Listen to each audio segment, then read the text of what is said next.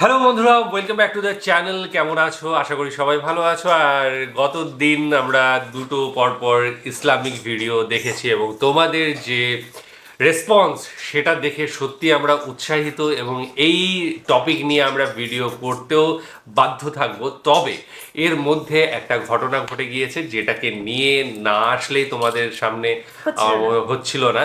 তো সেই বিষয়টা হচ্ছে ভারতের ভিসা, যেটা হচ্ছে বাংলাদেশিদের জন্য ভিসা বন্ধ ছিল, বিশেষ করে পর্যটন ভিসা, সেটা খুলে দেওয়া হয়েছে এবং এইটা নিয়েই আলোচনা চলছে। বিশেষ করে কলকাতার যে সমস্ত ব্যবসায়ীরা ছিল নিউ মার্কেটের ওই দিকটায়, তাদের ব্যবসা নিয়ে একটা মানে মানে কি বলবো, খারাপ পরিস্থিতি তৈরি হয়েছিল যতদিন এই বাংলাদেশি পর্যটকরা আসেনি ততদিন।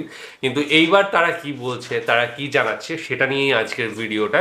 এবং এটা একটা ইন্টারভিউ টাইপের হবে, যার শিরোনাম হচ্ছে পর্যটন ভিসা মিললেও কি আসবে বাংলাদেশি পর্যটকরা ভারতে? হ্যাঁ, তো এইটা নিয়ে ভিডিওটা দেখে নিই, তারপর আরো কথা হবে। চলো। 48 ঘন্টা পরেই ভিসা যখন শুরু হবে তখন কি সত্যি আবার বাংলাদেশি পর্যটকরা আসবেন কলকাতায়? এবং বাংলাদেশিদের একটা ম্যাজিক দেবো ইনশাআল্লাহ। কলকাতা থেকে তাদের বিরুদ্ধে ক্ষোভ উঠেছে, বিক্ষোভ উঠেছে যে বাংলাদেশের মানুষকে ঢুকতে দেওয়া হবে না।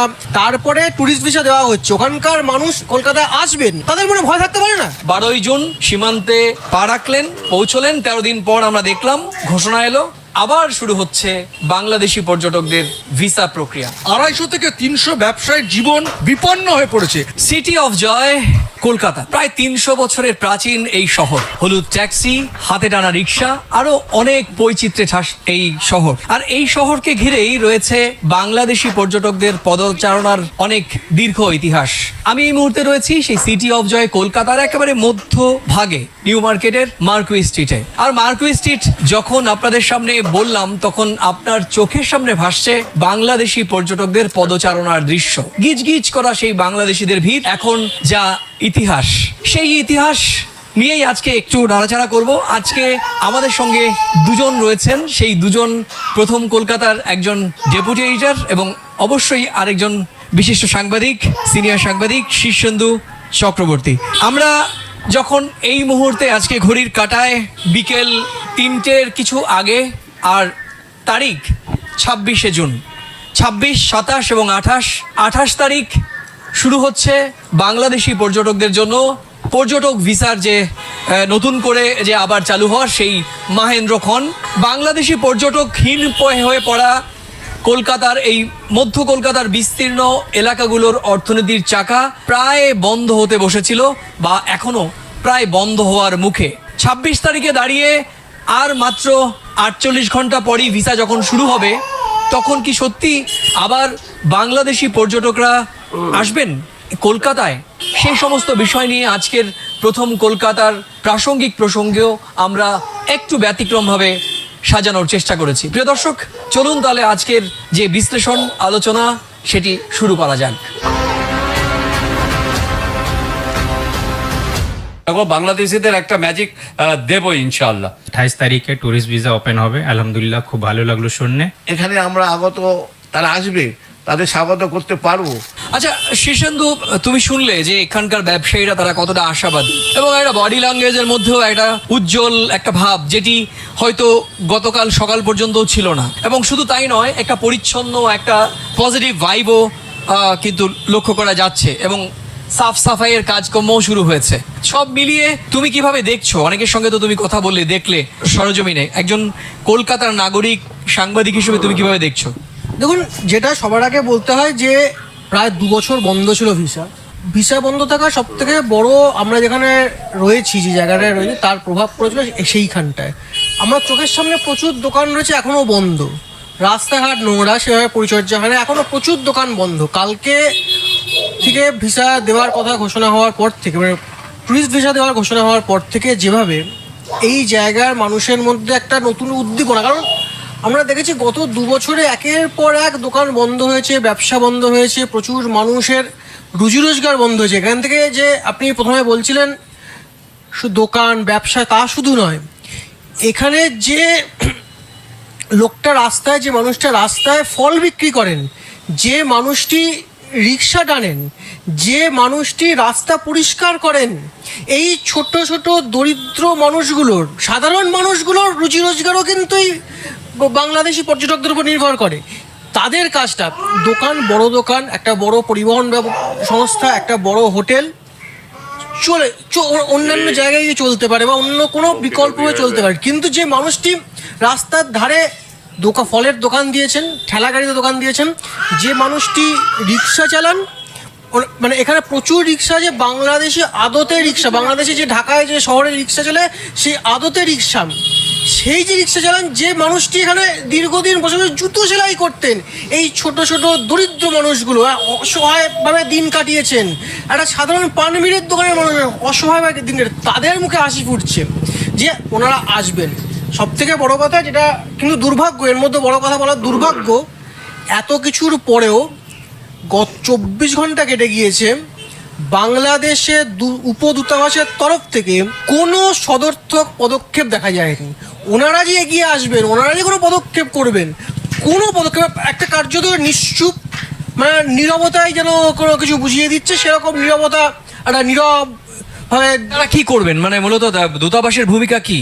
মানে একটা ভিসা বাংলাদেশ থেকে শুরু, বাংলাদেশ থেকে তো ভারতীয় কর্তৃপক্ষ ভিসা দেবেন, এক্ষেত্রে ঠিক কলকাতার বাংলাদেশ উপদূতাবাসের ভূমিকা কি ক্ষেত্রে? কারণ তারা অতীতেও খুব একটা বেশি ভূমিকা আমরা দেখিনি, যে বাংলাদেশি কোনো পর্যটক তারা যদি কখনো এখানে এসে বিপদে পড়েছেন, হয়তো ওই অবধি পৌঁছলে তারা চিঠিচাপাটি করতেন, কিন্তু সরাসরি মনিটর করার ক্ষেত্রে, তাদের নিজের দেশের নাগরিকদের মনিটর করার ক্ষেত্রে অতীতে কিন্তু আমরা খুব ইতিবাচক ভূমিকা তাদের দেখিনি। তো এই বর্তমান সরকার, এই মুহূর্তে যে বাংলাদেশের সরকার আছে, সেই সরকার কি নতুন করে দেবেন? কারণ এই সরকার আসার পরেই প্রথম পর্যটন ভিসা চালু হচ্ছে। তো আপনি কিভাবে দেখছেন এবং তাদের কি করা উচিত বলে মনে হয়? দেখুন, আগে কি ঘটে গেছে, আগে যে সরকার ছিল সেই সরকারের সঙ্গে, মানে আওয়ামী সরকারের সঙ্গে তখন কি ঘটেছে সে বিষয়ে আমি যাচ্ছি না। তারপরে এরকম একটা ঐতিহাসিক পদক্ষেপ হয়েছে, সরকার পাল্টে গেছে, নতুন সরকার এসে এত বড় ভোট হয়ে, তারপরে যে বাংলাদেশের মানুষ 2 বছর পরে আসার জন্য সুযোগ পাচ্ছেন, সেখানে উপদূতাবাস এখানে তাদের গার্জেন, এখানে তাদের অভিভাবক, তাদের এসে দোকানগুলোর সঙ্গে কথা বলা উচিত ছিল, ব্যবসায়ী সমিতির সঙ্গে কথা বলা উচিত ছিল, তাদের যিনি বিভিন্ন দায়িত্বপ্রাপ্ত অফিসাররা রয়েছেন তাদের রাস্তায় নেওয়া উচিত ছিল। সেটা কোথায়? এখানকার বিভিন্ন হোটেল সমিতি বলুন বা বিভিন্ন ব্যবসায়িক সমিতি বলুন, তারা প্রত্যেকে বলছেন তাদের তো কোনো যোগাযোগ করা হয়নি। একটা সময় যোগাযোগ করা হবে না, পুরনো অতীতে কি ঘটে গেছে, তখন কি ঘটেছে, তখন প্রতি বছর, প্রতিদিন, প্রতি মাসে আসতেন। এই 2 বছর বন্ধ ছিল, 2 বছর বন্ধ থাকার পরে এত মানে ঐতিহাসিক পট পরিবর্তনের পরে তারা আসছেন, তাদের অভিভাবক হচ্ছেন উপদূতাবাস। সেই অভিভাবকের অনুপস্থিতি, এটা মনে হয় তাদের মনে একটা, মানে যখন আপনি মনে রাখবেন যে যখন এই যে গণ্ডগোল ঘটেছে, বিভিন্ন অশান্তিমূলক ঘটনা ঘটেছে, তখন বারবার কলকাতা থেকে তাদের বিরুদ্ধে ক্ষোভ উঠেছে, বিক্ষোভ উঠেছে যে বাংলাদেশের মানুষকে ঢুকতে দেওয়া হবে না, বাংলাদেশের সংখ্যালঘুদের উপর নির্যাতন চলছে বলে এখানে বিভিন্ন অত্যাচারের ঘটনা অভিযোগ উঠছে, উপদূতাবাস ঘেরাও হয়েছে, এখন ঘটনা করেছে। তারপরে ট্যুরিস্ট ভিসা দেওয়া হচ্ছে, ওখানকার মানুষ কলকাতায় আসবেন, তাদের মনে ভয় থাকতে পারে না। সুতরাং এই ভয়টা কাটানোর জন্য তাদের এখানকার কলকাতার প্রধান অভিভাবক হচ্ছে উপদূতাবাস। তারা কোথায়? 24 ঘন্টা কেটে গিয়েছে, তাদের কোনো পদক্ষেপ নেই, মানে একটা হাস্যকর হয়ে তারা দাঁড়িয়ে রয়েছে, তাদের কোনো পদক্ষেপ নেই। এটা বোধহয় আরও ইতিবাচক হলে ভালো হতো। একদমই, আমাদেরও প্রত্যাশা থাকবে যে কলকাতায় বাংলাদেশি পর্যটকদের অভিভাবক, সেই দেশেরই লাল সবুজের পতাকা যারা বহন করেন, সেই একটি উপদূতাবাসের সংশ্লিষ্ট কর্মকর্তা বা আধিকারিকরা এ বিষয়টি এবার ইতিবাচকভাবে দেখবেন। আমার সঙ্গে রয়েছেন প্রথম কলকাতার ডেপুটি এডিটর, এবং ভারত বাংলাদেশ সম্পর্ক নিয়ে আমরা দীর্ঘ সময় একসঙ্গে কাজ করেছি, স্ক্রিন শেয়ার করেছি। পরমাশিস, তুমি তো দেখলে, তুমি বহু বছর ধরে দেখছো ভারত বাংলাদেশের সম্পর্ক। মার্কুই স্ট্রিট, যখন মার্কুই স্ট্রিটের আমরা শ্যামলী পরিবহন শুরু হলো, সোহাগ পরিবহন শুরু হলো, ঢাকা কলকাতা রেল শুরু হলো, আমরা আমাদের চোখের সামনেই শুরু হয়েছে, সরাসরি বাস পরিষেবা শুরু হয়েছে। তো সব মিলিয়ে সেই সময়, সেই সোনালী সময় তো আর এখন নেই। অনেক চড়াই উতরাই, গঙ্গার জল পদ্মা হয়ে বাংলাদেশে ঢুকেছে, কখনো ফারাক্কার ব্যারেজ হয়ে আটকে গেছে, কখনো তিস্তার অমীমাংসিত ন্যায্য হিস্সা নিয়ে কখনো সরব হতে দেখা গিয়েছে বাংলাদেশি সাধারণ মানুষকে, কখনো 2024 5 আগস্ট দেখা গেছে একদম ভারত বাংলাদেশের সম্পর্ক মানুষে মানুষে তিক্ততায় পরিপূর্ণ। কখনো দেখা গেছে সেই দেশেরই কোট আনকোট বাংলাদেশিদের ভাষায় স্বৈরাচারী তৎকালীন প্রধানমন্ত্রীকে দিল্লিতে আশ্রিত থাকতে। আবার দেখা গেছে যে ভারতেরই একজন বর্ষিয়ান দুধে রাজনীতিক, তাকে ভারত বাংলাদেশের কূটনৈতিক ইতিহাসে প্রথম একজন রাজনীতিককে বাংলাদেশের মতো একটি প্রতিবেশী দেশ, অত্যন্ত গুরুত্বপূর্ণ আর্থিক সহযোগী, নিরাপত্তা সহযোগী বাংলাদেশে দীনেশ ত্রিবেদীর মতো একজন দুধে রাজনীতিককে কূটনৈতিকভাবে পাঠানো হয়েছে। এবং কখন? যখন ভারত বাংলাদেশের মধ্যে ভিসা নিয়ে একটা চরম তিক্ততা চলছিল। 12ই জুন সীমান্তে পা রাখলেন, পৌঁছলেন, 13 দিন পর আমরা দেখলাম ঘোষণা এলো আবার শুরু হচ্ছে বাংলাদেশি পর্যটকদের ভিসা প্রক্রিয়া। তো সব মিলিয়ে কিভাবে দেখছো তুমি? দেখো, প্রথমেই বলি, আমাদের প্রথম কলকাতা আমরা যে কাজ করি, আমাদের পলিসি হচ্ছে মানুষের অধিকার নিয়ে কথা বলা, সম্পর্ক নিয়ে কথা বলা। 2024-এর 5ই আগস্টের পর থেকে আমরা যে কথা বারবার বলে এসেছি যে ভারত বাংলাদেশের সম্পর্ক যে নজির ইতিহাসে ছিল তা কেউ কখনো খণ্ডন করতে পারবে না। ভারত বলো আর বাংলাদেশ বলো বা পৃথিবীর যে কোনো দেশই বলো, রাজনীতিকরা একটা রাজনীতি করেন, তাদের যদি মানুষ ম্যান্ডেট দেয় তারা তখন সরকার গঠন করে। একটা নতুন সরকার, বাংলাদেশেও নতুন করে একটা নতুন সরকার এসছে, ম্যান্ডেট দিয়েছে সেদেশের মানুষরা তাদের নাগরিক অধিকার রক্ষা পাওয়ার আশায়। আর ভারতবর্ষের সরকার, এবং তুমি জানো যে পশ্চিমবঙ্গেও একটা নতুন সরকার গঠন হয়েছে। এই যে ভিসা প্রক্রিয়া বন্ধ ছিল, একটা উত্তাল পরিবেশের মধ্য দিয়ে বাংলাদেশ গেছে, সেই জায়গা থেকে হয়তো দুদেশের সম্পর্কের যাতে সৌহার্দ্যপূর্ণ সম্পর্কের যাতে কোথাও কোনো অফিসিয়ালি বাস্তবতায় কোনো চির না ধরে, সেই জায়গায় হয়তো সরকার একটু সাবধানতা অবলম্বন করেছে। তুমি জানো যে গত 12ই জুন যখন দিল্লি ঢাকায় তার হাই কমিশনারকে নিযুক্ত করছে, এমন একটা লোককে নিযুক্ত করলো যে রাজনীতিবিদ, যে শিক্ষাবিদ, যে সরকারের খুব বড় পর্যায়ে ছিল, সেই মানুষটা কিন্তু একেবারে মাঠ পর্যায়ে ঢাকায় প্রবেশ করেছে বেনাপোল পেট্রাপোল সীমান্ত দিয়ে। সেই জায়গা থেকে তিনি একটা কথা বলেছেন, হয়তো বিতর্ক থাকতে পারে, কিন্তু আমি সবসময় আশাবাদী এবং পজিটিভ অ্যাঙ্গেলে কথা বলি। তুমি জানো তিনি বলেছেন যে 20 কোটি এবং 140 কোটি মানুষের গণতান্ত্রিক অধিকার রক্ষার জন্যে আমার কার্যকরী ভূমিকা থাকবে। তুমি জানো যে আমরা গতকালই আমাদের টকশো আমরা আলোচনা করেছি, চায়না সফর তারেক রহমান সাহেব করছেন। ভারতের বড় বড় গণমাধ্যম ইন দ্য সেন্স দৈনিক সংবাদপত্র ইংরাজি, তারা বিভিন্ন সমালোচনার আঙ্গিকে সেই প্রেক্ষাপটকে তাদের পাঠকদের কাছে তুলে ধরার চেষ্টা করেছে। কিন্তু সেই জায়গা থেকে কিন্তু আমি গতকালকেও আশাবাদী ছিলাম, সরকারের কাজ করবে। যে কোনো বাস্তবতার ক্ষেত্রে কোনো ক্ষতি, সম্পর্ক নষ্ট, সেই জায়গায় সরকার কিছু কূটনীতি, সৌহার্দ্য বজায় রাখতে, দুদেশের দ্বিপাক্ষিক সম্পর্ককে বজায় রাখতে অনেক টানাপোড়েন পরিস্থিতির মধ্য দিয়ে তাদের চলতে হয়। কিন্তু দিন শেষে যেটা এক্সিকিউশন হয় সেটা কিন্তু এগিয়ে যাওয়ার। চায়নায় তারেক রহমান সাহেব যেমন যাত্রা করেছে, আমি বলেছি তার দেশ গঠন করার ব্যাপারে তার যে স্লোগান, মূল যে বক্তব্য, সবার আগে বাংলাদেশ, তার অবশ্যই অধিকার আছে তার দেশকে এক জায়গায় পৌঁছে দিতে। সেই জায়গায় দাঁড়িয়ে ভারতও চায় তার দেশের সম্পর্ক বাংলাদেশের সঙ্গে রাখতে। চরম বাস্তবতা, তুমি যদি আজকেও কলকাতার একটি দৈনিক সংবাদপত্র দেখো, হিলি সীমান্তে দিনে 250টা গাড়ি বাংলাদেশে ঢোকে, এখান থেকে যায়, তারা হাহাকার করছে 15 থেকে 20টা গাড়ি যাচ্ছে। সেই বাস্তবতায় এই কলকাতার মার্কিউ স্ট্রিট, সাদার স্ট্রিট, এই সমস্ত অঞ্চল, নিউ মার্কেট, 250 থেকে 300 ব্যবসায়ীর জীবন বিপন্ন হয়ে পড়েছে। আমরা দেখেছি টিকিট কাউন্টার, মানে রেলের টিকিট, বাসের টিকিট, সেটা জামা কাপড়ের দোকান হয়ে গেছে, খাবারের দোকান বন্ধ, একেবারে মানুষ হাহাকার করছে। বেনাপোল পেট্রাপোল সীমান্তের তৎকালীন সময়ের যিনি পঞ্চায়েত প্রধান, সে বলেছিল শ্মশানে পরিণত হয়েছে। কিন্তু আমরা আশাবাদী, নতুন সরকার এসছে, ডাবল ইঞ্জিন সরকার। পশ্চিমবঙ্গের যে অর্থনৈতিক যে কাঠামো অনেকটাই বাংলাদেশি পর্যটকদের ওপরে ভেঙে পড়ছিল, এবং যে করিডর, এটা এখানে চিকিৎসা করাতে আসে, ব্যবসায়িক কাজে আসে, সেটা যে চরম বাস্তবতায় ম্যান্ডেট পশ্চিমবঙ্গের সরকার পেয়েছে, সেই জায়গা থেকে দিল্লির কাছে যে বার্তা গেছে, সেই দিল্লির যে একটা শতার্থ ভূমিকা নিল কেন্দ্রের সরকার, যে প্রতিবেশীর সঙ্গে সম্পর্ক রাখতে গেলে একেবারে মাঠ পর্যায়ে সাধারণ মানুষ, আওয়ামী লীগ কি করেছে, বিএনপি কি করেছে, জামাত কি করেছে, এতে কিন্তু সাধারণ মানুষের কোনো যায় আসে না। সাধারণ মানুষের জীবন যাতে বিপন্ন না হয় সেদেশের সরকার যেমন দেখবে, প্রতিবেশীরও দায়িত্ব, সেই দায়িত্বই কিন্তু পালন করছে ভারত সরকার। একদমই। আমার মনে হয় সরকারের প্রধান কাজ কি হবে? সরকারের প্রধান কাজ হবে দুই দেশের মানুষের সম্পর্কটাকে সুদৃঢ় করার জন্য। আর তুমি যেটা বলছিলে দিনিস ত্রিবেদীর যে একটি মন্তব্যকে নিয়ে যে জল ঘোলা হয়েছে, আমি বলবো জল ঘোলা।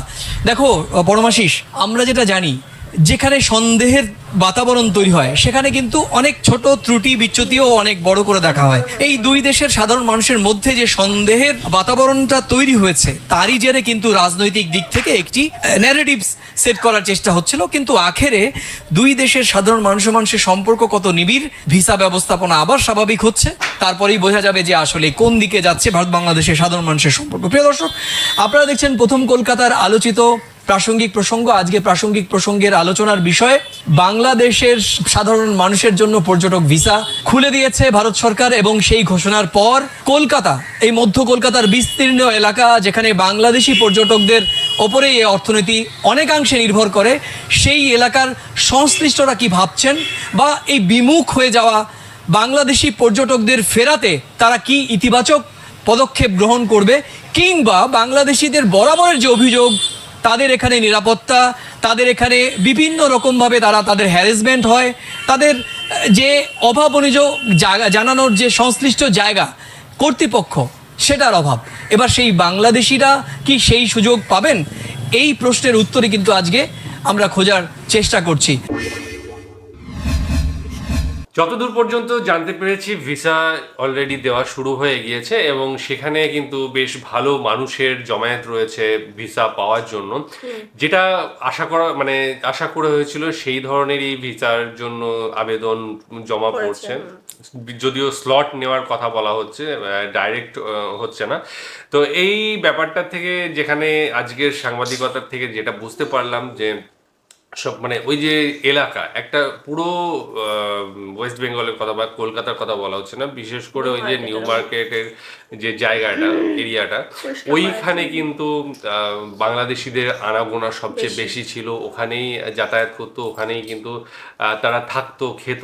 সেই জন্য ওইখানে যে ওই যে বলা হলো 200-250 ব্যবসায়ী, এদেরকে কিন্তু বিরাট পরিমাণে এফেক্ট করেছিল যখন এই ভিসা দেওয়াটা বন্ধ করা হয়েছিল, বাংলাদেশিরা আসা বন্ধ করেছিল, তখন থেকে কিন্তু এটা বিরাট তাদের এফেক্ট করেছিল। যেটা কিনা এই ভিসা দেওয়া আবার শুরু হওয়ার ফলে তাদের মধ্যে কিন্তু আবার একটা আশার আলো জেগে গিয়েছে।